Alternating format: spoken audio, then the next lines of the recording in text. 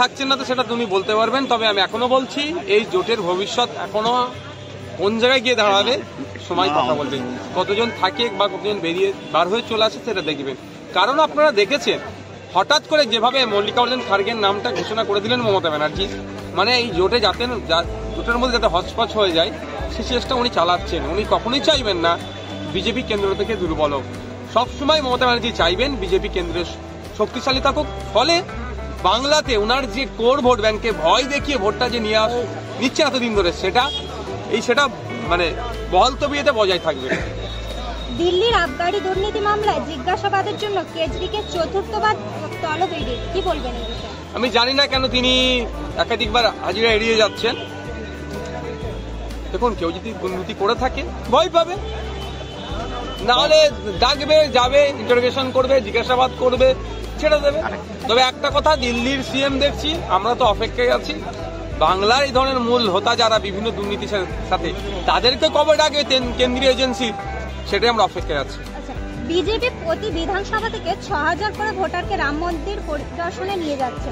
রাম মন্দির কি সত্যি তীর্থভূমি নাকি রাজনৈতিক ক্ষেত্র? দেখুন, ওটা তো মানুষই বলছে, আমি কেন বলবো? পশ্চিমবাংলা সারা ভারতবর্ষের মানুষ দেখছেন, শুধু ভারতবর্ষে নয়। শঙ্করাচার্যের যিনি 4 জন যেনারা আছেন, সেটা প্রাচীন কাল থেকে হয়ে আসছে, যেনাদের কথাটা হিন্দু ধর্ম সমাজের কতটা গুরুত্বপূর্ণ, তারাই রাম মন্দিরকে নিয়ে কি বলেছে আমাকে নতুন করে বলতে অবকাশ লাগছে না। তারপরেও বলবো 6000 নিয়ে যাক আর 6 লাখ নিয়ে যাক, মানুষকে, বাংলার মানুষ হয়তো ঘুরে আসতে পারে, ভোট কিন্তু বিজেপি তৃণমূলের বিরুদ্ধে এবার লোকসভাতে দেবে।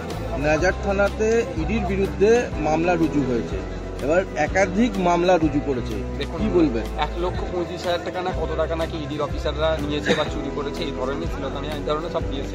ব্যাপারটা বুঝতে পারছেন আমরা কোথায় বসবাস করছি? আমরা বিরোধীরা তাহলে আমাদের বিরোধীদেরকে মারছে।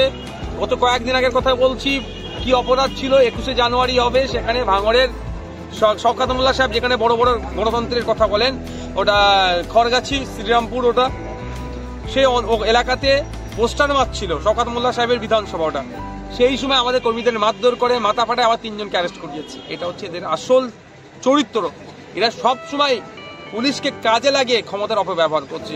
ইডি তো যাচ্ছে যেখানে অবৈধ লেনদেন হচ্ছে সেটাকে উদ্ধারের জন্য, তারা নাকি 1,35,000 টাকা নিয়ে পালিয়ে এসছে বা এই ধরনের অভিযোগ মাপতে পারা যাচ্ছে আমরা কোন রাজ্যে বসবাস করছি। যদি ইডি অফিসারদেরকে না ছাড়ে সাধারণ মানুষ যারা দুর্নীতির বিরুদ্ধে কথা বলা হচ্ছে, তাহলে তাদেরা কত সমস্যার মধ্যে আছে।